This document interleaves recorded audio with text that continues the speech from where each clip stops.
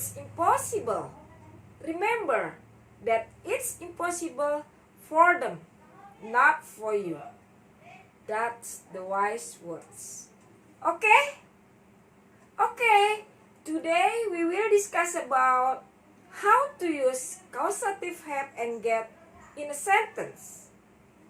Subjects in causative verb do not do the action by themselves, but someone else does it for them. They cause something else to happen, in a way. Okay, are you ready to study? Good, let's study. See the whiteboard. Causative have and get. Number 1. We use have to give someone the responsibility to do something. Kita menggunakan have untuk memberikan seseorang pertanggungjawaban untuk sesuatu yang dilakukannya atau untuk melakukan sesuatu. Okay? Examples. A. The teacher will help the students study on the exam, including astronomy. Okay? Guru itu akan meminta muridnya belajar dalam ujian termasuk astronomi. Jadi will have di sini adalah akan meminta. Ya, di sininya will. Akan meminta, mana objeknya? Seseorang belajar di ujian termasuk astronomi. Remember ya. Jadi subject kemudian will. Nanti ada juga selain will apa kata kerjanya, tapi tetap bentuknya pertama ya. Setelah have adalah objek, kemudian verbnya pertama.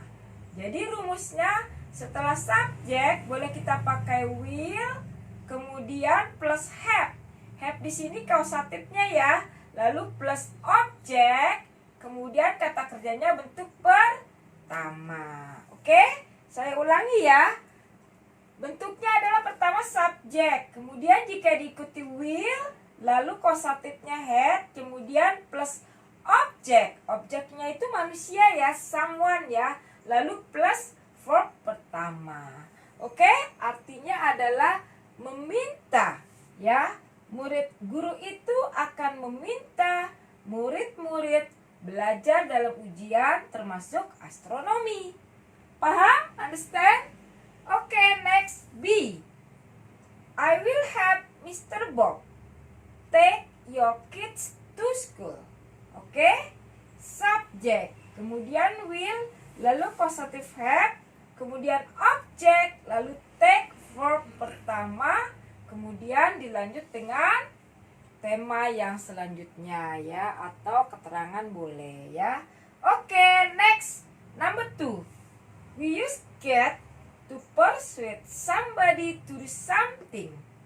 Kita menggunakan bentuk get untuk membujuk seseorang melakukan sesuatu ya. Jadi kita menggunakan causative have dan get. Lalu yang kedua adalah kita menggunakan get. Oke, contohnya di example A. I will get the doctor to give.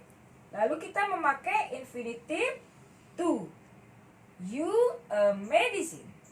Jadi subjek, lalu will panduannya, kemudian get. Get ini kausatifnya ya. Kemudian the doctor, objek, lalu menggunakan to infinitive to ya, infinitive to. Oke, lalu verbnya pertama. Understand? Oke, next B. She got her father to buy her new bag ya. Lalu di sini dia tanpa will, boleh langsung dengan kausatifnya, lalu objek, kemudian objeknya her father ya. Kemudian memakai to infinitive, yaitu to buy ya. Setelah to infinitive, verbnya pertama. her a new bag ya. Kemudian yang C, John got. Di sini bentuknya kosatifnya kedua, get, got, gotten. Boleh ya, tidak masalah. Yang terpenting adalah nanti jika kita memakai if we use get in causative, kemudian you must put to infinitive and then verb 1. Nah, kalau kita menggunakan have dalam bentuk causative tanpa to infinitive tapi tetap verbnya verb pertama. Oke? Nih, tanpa to infinitive. Jika memakai get, di sininya boleh bentuk lampau menjadi got, tetap to-nya to infinitive. Kata kerjanya pertama. Di sini juga kita menggunakan will.